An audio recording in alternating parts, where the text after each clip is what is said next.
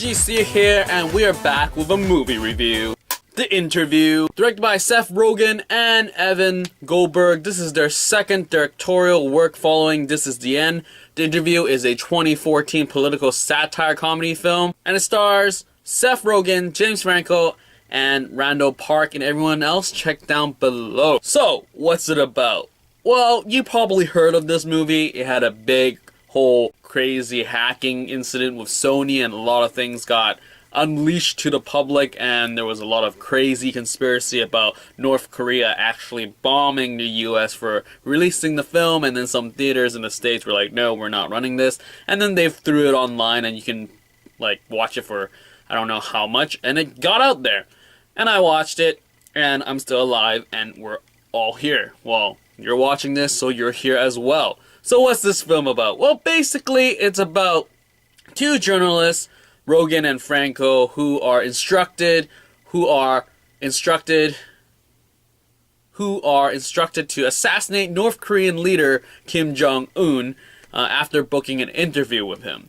These two journalists are these two entertainment sort of weekly guys. They have a crazy show, and they find out that Kim Jong-Un is interested, and they go in. And basically the entire film is just them figuring out how can we kill this guy without getting caught and all that stuff. And that's basically the entire film. So what did I think? Well, first off, I have to say I have read a couple of books on North Korea, so this movie isn't my first sort of viewing of North Korea in terms of their lifestyle, how they view the Americans and all that. So when I went into this film, I knew what I was expecting, and I would say the best part about this film is that they really portray that hate for America really well, the whole Kim Jong-Un or the Kim dynasty as their god, and they all listen to him despite the fact that it's pretty nuts and all the lies and all that stuff.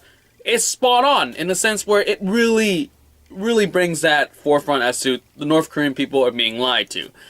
And I would say, just for that, this movie is worth watching.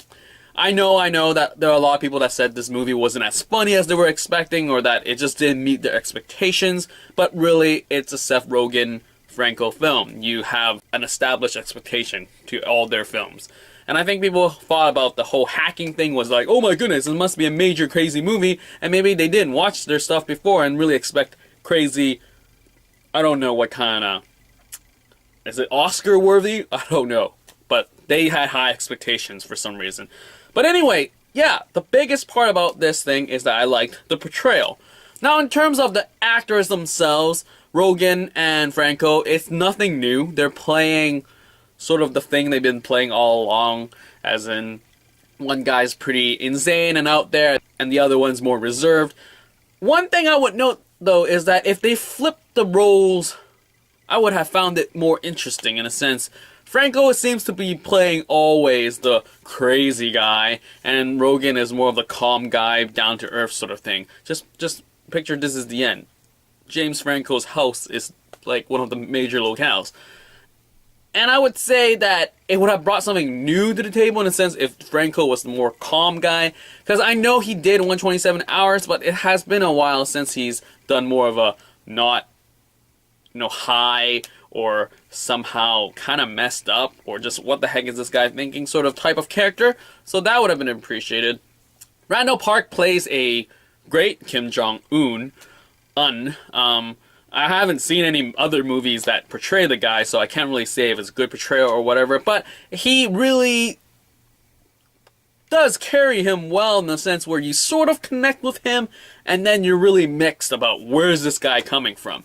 And he does a good job in terms of really showing the whole portrayal of why the North Korean people believe the Kim dynasty and all that. And I think that really goes back to the writing and the narrative and the whole premise. I mean, it is a pretty crazy premise. When it was first announced, I was like, whoa, they're doing a satire film on a living dictator? That's pretty intense. And I would say, like I said in the beginning, they did a great job in terms of really showcasing the life of North Koreans.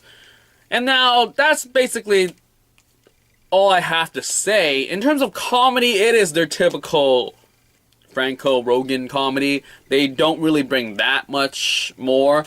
In terms of the cinematography, nothing that exciting. But like I said, this is worth it if you really want to know how North Koreans feel. Sure, it could be a stereotypical version of a North Korean, or exaggerated, or maybe it's a downplay. I would definitely say North Koreans have it much, much worse than it was shown in the movie. But they do believe the whole God Kim dynasty thing. So I think now that more people actually saw it, I wish that they saw it more of a social commentary, rather than a straight up satire comedy. I think you would appreciate it more if you saw it in that sort of lens, because I mean everyone's gonna expect laugh out loud comedy, and I would say it's somewhat there, but it's not that amazing in the sense where I really enjoyed This Is the End a lot more. And here it just seems like the whole repetition of like Kim is this, and that, and I think that's more of a here's a slice of life of North Koreans rather than laugh out loud sort of material. But all in all, I really appreciate the fact this movie exists, and I would say definitely check it out if you have not seen what North Koreans, or you heard of North Koreans but you don't know why they would believe this crazy dictator as the savior of their people and Americans are crazy and everything. This movie really shows that part. And that's all I gotta say. I mean, watching in that lens, and I think you would probably enjoy it much more than a straight-up comedy. And there you have it. If you've seen the interview, leave a comment down below, and I'll get back to you as soon as possible. And that is it for this movie review for The Interview. Out.